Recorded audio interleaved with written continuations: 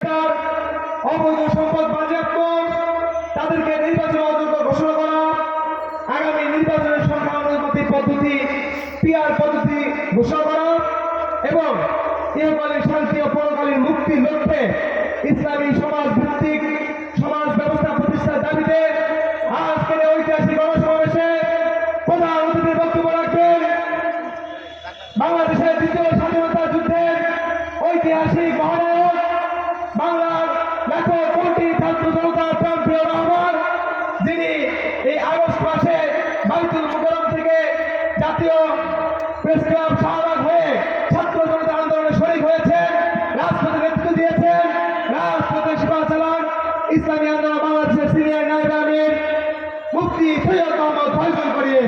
বক্তব্য রাখবেন মুফতি সৈয়দ মোহাম্মদ ফয়জুল করিম, সবাইকে চলমান হাফিজাহুল্লাহ।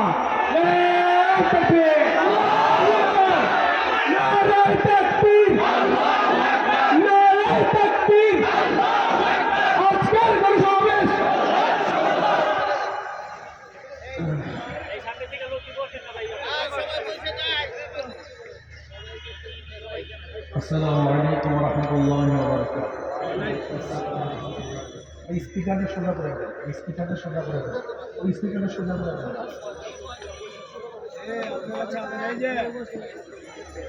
ইসলামী আন্দোলন বাংলাদেশ বংশাল থানা শাখা কর্তৃক আয়োজিত আজকে গণসমাবেশের সম্মানিত সভাপতি, জাতির শ্রেষ্ঠ সন্তান, শ্রদ্ধাভাজন ওলামায়ে কেরাম,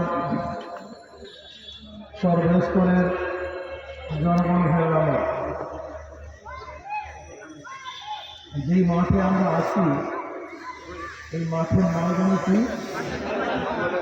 পাকিস্তান বা এখন বাংলাদেশি। আসলে যেখানে দাঁড়িয়ে আছেন এই জায়গাটা বর্তমানে 4 বার স্বাধীন হয়েছে। কয়বার স্বাধীন হয়েছে? 4 বার স্বাধীন হয়েছে। আমরা অনেকেই জানি না, এর জন্য প্রশ্নটা তুলছি আগে। দেখেন, এই দেশটা ছিল একসময় মুসলমানদের, 750 বছর পর্যন্ত মুসলমানের শাসক ছিল। 1200 বছর বলতে পারেন আপনি, মুসলমানের শাসক ছিল। কিছু মুনাফিক বেঈমানের কারণে ব্রিটিশ এদেশে শাসন করে না, শোষণ করেছে, নির্যাতিত হয়েছিল মুসলমানরা। আজকে আমাদের বাচ্চারা জানি না আমরা কিভাবে নির্যাতিত হয়েছিলাম, নিপীড়িত হয়েছিলাম, কত মুসলমান হত্যা হয়েছিল, কত মুসলমান আহত হয়েছিল, কত মুসলমান হিজরত করতে বাধ্য হয়েছিল, কত মা বিধবা হয়েছিল, কত সন্তান আহত হয়েছিল, কত বাচ্চা এতিম হয়েছিল, আমরা অনেকেই জানি না।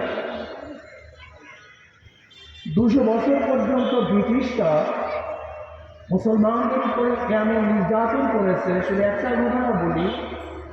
চাকরি চট থেকে শুরু করে খায়বার পর্যন্ত এমন কোনো গাছ ছিল না যে গাছের মধ্যে একজন মুসলমান না একজন আলেমকে ফাঁসিতে ঝোলানো হয়নি। এখন মনে করেন কি পরিমাণে আলেমকে হত্যা করা হয়েছে। 80,000 আলেমকে শুধু হত্যা করছে, 80,000 আলেমদেরকে। এই বাংলার মধ্যে 80,000 মাদ্রাসাকে ধ্বংস করা হয়েছে। দিল্লির মধ্যে 1,000 মাদ্রাসাকে বুলডোজার দিয়ে নিশ্চিন্ত করা হয়েছিল, কিন্তু তারপরে কিন্তু তারা কলেমা ছাড়ে নাই, দিনের দাওয়াত ভুলে নেই, ইসলাম ছেড়ে বেঈমান হয় নাই। আবার মুসলমানদের নেতৃত্বের মাধ্যমে আন্দোলনের ভিত্তিতেই 1857 ঈসাই সালে আজাদী আন্দোলন সিপাহী বিপ্লবের প্রথম নেতৃত্ব প্রদান করেন হাজী এমদাদুল মাহমুদ মুফতি রহমতুল্লাহ আলাইহি, রশিদ আহমদ গঙ্গুল রহমতুল্লাহ আলাইহি, জাফর ফারশাদ রহমতুল্লাহ আলাইহি, কাসেম নাথ রহমতুল্লাহ আলাইহি। তাদের ব্রিটিশ হটাও আন্দোলনের ভিত্তিতেই এদেশ থেকে ব্রিটিশ হটতে বাধ্য হয়েছিল। এই প্রথম আমরা স্বাধীন হলাম। কোন জায়গার থেকে? ব্রিটিশ থেকে। এই প্রথম স্বাধীনতা আমি দেখলাম যে সংখ্যাগরিষ্ঠ হিন্দুরা মুসলমানের অধিকার প্রতিষ্ঠা করতে পারছে না। আবার আমরা চিন্তা করলাম যে ভিন্ন একটা দেশের দরকার, ভূখণ্ডের দরকার, যেখানে মুসলমানরা থাকবে, মুসলমানের অধিকার প্রতিষ্ঠিত হবে, মুসলমানরা কথা বলতে পারবে, ইবাদত করতে পারবে। আমরা আবার আন্দোলন শুরু করলাম পাকিস্তান পাকিস্তান পাকিস্তান পাকিস্তান জিন্দাবাদ। এই পাকিস্তানের জন্য আন্দোলন কে করেছে? একজন মুসলমান, অন্য কেউ না, অন্য কেউ না।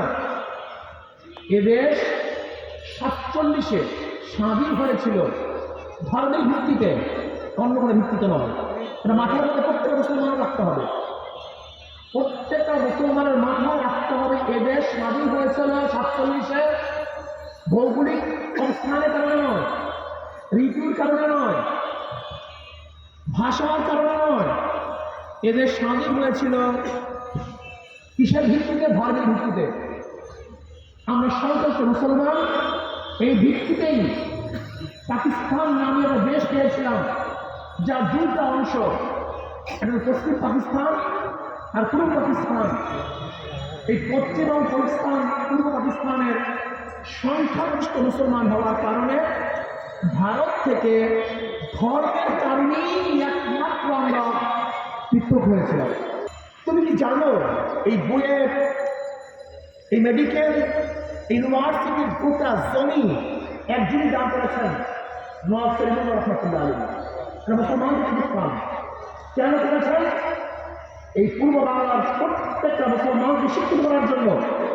আপনি কি জানেন তখন ক্যালকাটা বাংলাদেশে গেল ইউনিভার্সিটি হতে না পারে 41 বার মিটিং হয়েছিল, 41 বার। এমনকি রবি ঠাকুরের নেতৃত্বে বয়ানপথে মিটিং হয়েছিল যেন ঢাকা ইউনিভার্সিটি না হতে পারে। যদি ঢাকা ইউনিভার্সিটি হয় তাই মুসলমানরা শিক্ষিত হয়ে যাবে না। আমরা মুসলমান যারা সাংবিধানিক বিশ্বাসী, মেডিকেল করেছি আমরা, বুয়েট আমাদের, ঢাকা ইউনিভার্সিটি আমাদের, কিন্তু পড়ার অধিকার পড়ার অধিকার আবার এই আমরা চাই। এইটা আমাদের সংস্কৃতি, এই যে মুসলমানদের আদর্শ, এই যে মুসলমানদের নিয়ম, এই যে মুসলমানদের চরিত্র। যেরকম দেশ আমাদের বাঁচার অধিকার সবার, দেশ আমাদের থাকার অধিকার সবার, দেশ আমাদের পড়ার অধিকার সবার, দেশ আমাদের এখানে তাদের ধর্মীয় উৎসব পালন করার অধিকার সবার। সামনে দুর্গাপূজা আসতেছে, আমি হিন্দুদেরকে বলবো মহা উৎসবে আপনাদের ধর্মীয় অনুষ্ঠান পালন করুন, আরো ভালো পালন করুন। আওয়ামী লীগের আমরা যেমন পালন করতে না পারছেন, তার চেয়ে আনন্দের সাথে আপনারা আপনার ধর্ম অনুষ্ঠান পালন করবেন। যে প্রয়োজন হয় আমরা আপনাদেরকে ছায়ার মতো রাখবো, আপনাদেরকে আমরা সাহায্য করব, সহযোগিতা করব। কোনো অবস্থাতে মুসলমান কোনো ধর্মের প্রতিষ্ঠানের উপরে, কোনো বন্ধের উপরে আক্রমণ করতে পারে না। আমি চাই বাংলাদেশে আগামীতে হিন্দুদের ধর্মীয় উৎসব পালিত হবে, যেখানে সমস্ত মুসলমান সজাগ থাকবে যেন কেউ কোনো অবস্থাতেই তাদের উপরে আক্রমণ করতে না পারে। কিন্তু মনে রাখতে হবে ধর্মীয় অনুষ্ঠান হিন্দুদের উৎসব কিন্তু সবার নয়। যাদের ধর্ম, যাদের উৎসব, তাদের উৎসব, তাদেরই আনন্দ, অন্য করে এখানে আনন্দ হতে পারে না। এটা মনে রাখতে হবে। আমরা খারাপ করি, গড়িয়ে ফেলি, এটা ভুল। আমরা কি বলি ধর্ম যাদের উৎসব সবার, এটা ভুল মেসেজ, এটা ভুল থিওরি, এটা ভুল দর্শন। ধর্ম যার যার, উৎসব তার তার, ধর্ম যার যার, উৎসব সবার, এটা ভুল। তাহলে কোরবানির সময় হিন্দুরা কেন উৎসাহিত হয় না? তার উৎসব কেন পালন করে না? ঈদের সময় হিন্দুরা আমাদের ঈদ খায় কেন, নামাজ পড়ার জন্য আসে না? এটা ভুল মেসেজ। আমরা বলতে পারি ধর্ম যার যার, উৎসব সবার, লেকিন নিরাপত্তা থাকতে হবে বাংলাদেশের প্রত্যেকটা নাগরিকের। হিন্দুরা ধর্মীয় উৎসব পালন করবে, আমরা বাংলাদেশের নাগরিক হিসাবে তাদের নিরাপত্তা প্রদান করবো। আর কিসের নিরাপত্তা? হিন্দুরা আমার, তারা নিরাপদ। আমি মনে করি হিন্দুদেরকে নিয়ে সংখ্যালঘুদেরকে যারা রাজনীতি করে তারাই তাদের মন্দির আক্রমণ করে, প্রতিমার আক্রমণ করে। তাহলে মুসলমান, খাঁটি মুসলমান হিন্দুদের প্রতিমার উপরে আক্রমণ করতে পারে না। ভুল। যাই হোক, এরপর 47 আমরা ডিভাইডেড হলাম, পাকিস্তানের মধ্যে দেশ পেলাম, ভেবেছিলাম এবার মুক্তি পাবো, শান্তি পাবো। কিন্তু পশ্চিমারা আমাদের অধিকার না দেওয়ার কারণে তাদের বিরুদ্ধে আমরা আন্দোলন করলাম, সংগ্রাম করলাম। একই করে বাংলাদেশ নামিয়ে আবার একটা ভূখণ্ড পেলাম। এইবার স্বাধীনতা কতবার হলো? তৃতীয়। আর 2024-এ 5ই আগস্ট ফ্যাসিস্টের যুদ্ধে আন্দোলন করে আবার আমরা চতুর্থবারের মতো স্বাধীন হলাম। কেন? বৈষম্যবিরোধী আন্দোলন। এই আন্দোলন কিসের? এই হরিজনদেরকে তাড়িয়ে দেওয়ার জন্য আন্দোলন নয়, বরং হরিজনদেরকে প্রতিষ্ঠা করার আন্দোলন ছিল এই আন্দোলন। ঋষি, কামার, মজদুর, চামার, তাঁতি, শ্রমিক না কাউকে বৈষম্য করার জন্য আন্দোলন করি নেই, বরং বাংলাদেশের প্রত্যেকটা নাগরিকের অধিকারকে সমুন্নত রাখার জন্যই 24-এ 5ই আগস্ট আমরা জীবন দিয়েছিলাম, রক্ত দিয়েছিলাম। আমাদের জীবনের মায়া ত্যাগ করে রাজপথে ছাড়িয়ে বেশিরভাগ তখনকার লুটেরারা আবার দেশকে লুট করার চক্রান্ত করতেছে, জুলুম করতেছে, অত্যাচার করতেছে, অবিচার করতেছে। আমরা চাই না কাউকে জুলুম করতে। আমরা স্পষ্ট বলেছি, নিরাপরাধ যারা আওয়ামী লীগ আছে, আওয়ামী লীগ করার কারণে আমরা তাদেরকে জেল দিতে চাই না, কেস দিতে চাই না। যারা অপরাধী, সে আমার দল হত্যা করো, আমার সন্তান হত্যা করো, যে অপরাধী আমি তার বিচার চাই। তুমি যে অপরাধী নও, সে আমার দুশ্মন হলেও আমি তার বিচার চাই না। মনে রাখতে হবে, ইসলাম ইনসাফ প্রতিষ্ঠা করার জন্য দুনিয়াতে আসছে। ইনসাফকে প্রতিষ্ঠা করার জন্য ইসলাম দুনিয়াতে আসছে।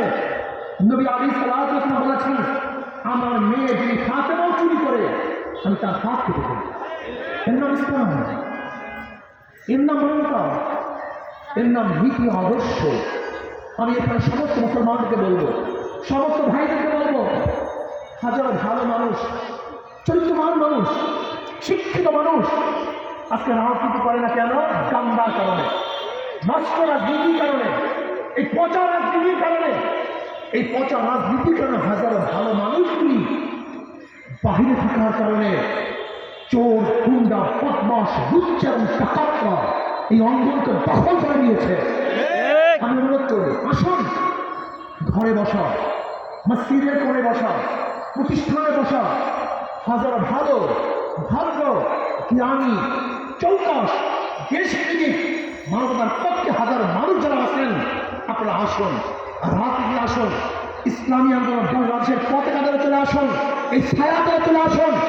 আমরা ভালো মানুষের ঐক্য হয়ে এই দেশটাকে ভালো বানাবার চেষ্টা করবো ইনশাআল্লাহ। দুর্নীতি মুক্ত একটা দেশ উপহার দেব, যেখানে জুলুম থাকবে না, অত্যাচার থাকবে না, অবিচার থাকবে না।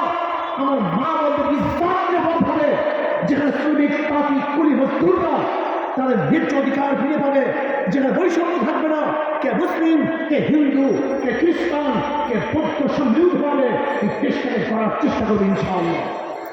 ভাই আমার, আজকে দেশ যদি ইসলাম হুকুমত চলে আসে, আমি বিশ্বাস করি আগামী 5 বছরের মধ্যে এদেশের দরিদ্র বলতে কিছু থাকবে না। সমস্ত মানুষ দরিদ্র শিবিরের উপরে চলে যাবে। আপনি বিশ্বাস করতে পারবেন না, ইসলামী অর্থনীতি ট্রাই করলে আগামী 5-10 বছরের মধ্যে এদেশের জাকাত নেওয়ার কোনো মানুষ পাওয়া যাবে না। আপনি কি জানেন এদেশের অবস্থা আছে? আপনাদের কাছে উন্নয়ন, কিন্তু চুরির উন্নয়ন দেখেন নাই। কত ডাকাতের উন্নয়ন হয়েছে, কত লুটপাটের উন্নয়ন হয়েছে আপনি কি জানেন? এখানে যারা আছেন প্রত্যেকের মাথার উপরে 1.5 লক্ষ টাকা নিয়ে আজকে যে সন্তান জন্মগ্রহণ করবে তার মাথার উপরেও 1.5 লক্ষ টাকার ঋণের বোঝা মাথায় দিয়ে জন্মগ্রহণ করবে। 14 লক্ষ কোটি টাকা, 14 লক্ষ কোটি টাকা দেশ থেকে পাচার করা হয়েছে, ব্যাংকে লুটপাট করা হয়েছে, চুরি ডাকাতি করে পুরো ব্যাংকে ধ্বংস করা হয়েছে। প্রত্যেকটা প্রকল্প থেকে হাজার হাজার কোটি কোটি টাকা আত্মসাৎ করা হয়েছে। আপনি কি দেখেন নাই আমাদের দেশের এক যুবলীগের লিডার, সে সিঙ্গাপুরে জুয়ার আসরে এক টেবিলে 200 কোটি টাকা হারার পরেও তার চেহারার মধ্যে পরিবর্তন আসেনি। এই দেশ না, আমরা চুরি চাই না। এই টাকা কাদের টাকা? সরকারের কোনো টাকার গাছ নাই যে টাকার গাছ থেকে সে টাকা আমদানি করে। সরকারের টাকার গাছ তারা জানেন যে আপনারা সবাই এই কৃষক, শ্রমিক, মজদুর, তাঁতি, ঋষি, চামার, আমরা এখানে যারা জানানো আছি প্রত্যেকটা মানুষ ভ্যাট এবং ট্যাক্স পে করি। এই যে মাথার যে টুপি, এর মধ্যে ভ্যাট ট্যাক্স আছে। চশমা পরিধান করছেন, তার মধ্যে ভ্যাট ট্যাক্স আছে। আজকে যে মাথার মধ্যে আছেন, এখানে আপনার ভ্যাট ট্যাক্স আছে। আপনি যে রাস্তা দিয়ে হাঁটেন, সেখানে ভ্যাট ট্যাক্স আপনারই। আজকে যে পানি পান করতেছেন, সেই ভ্যাট ট্যাক্স আপনার। আজকে যে বিদ্যুৎ ব্যবহার করতেছেন, সেই ভ্যাট ট্যাক্স আপনার। আজকে যে গ্যাস ব্যবহার করতেছেন, আপনার ভ্যাট এবং ট্যাক্সের টাকা দিয়ে আপনার উপরে জুলুম এবং অত্যাচার করা হচ্ছে। বারবার কারেন্ট বিল বাড়ছে, বারবার গ্যাস বিল বাড়ছে, বারবার পানির বিল বাড়ছে, বারবার আমাদের ট্যাক্স বাড়ানো হয়েছে। জনগণের কল্যাণের জন্য আমরা কেউ কাজ করি নেই, বরং দল এবং নিজেকে পালনের জন্যই আমরা কাজ করেছি। আসুন, আমি ভদ্রলোকদেরকে বলবো, ভাইদেরকে বলবো, আসুন আমরা সম্মিলিতভাবে একসাথ হয়ে দেশটাকে গড়ি। আর যে ভদ্র মানুষগুলি আছেন, আদর্শবানেরা আছেন, চরিত্রবানেরা আছেন, আমি দাওয়াত দিচ্ছি, আসুন সব ইসলামী আন্দোলন বাংলাদেশের পতাকাকে ঐক্যবদ্ধ হয়ে আদর্শ ভিত্তিকে একটা দেশ গড়ার জন্য আমরা চেষ্টা করব। আল্লাহ আমাকে এবং আমাদের সবাইকে সম্মিলিতভাবে এই দেশ গড়ার তৌফিক দান করেন। আমার আলাইনা ইল্লাল বালাগ। আজকে আমার আরও 2টা প্রোগ্রাম আছে, কেরানীগঞ্জ এবং যাত্রাবাড়িতে। আল্লাহ পাক দলে দলে মানুষকে ইসলামের ছায়াতলে আনার তৌফিক দান করেন। আল্লাহুম্মা আমিন।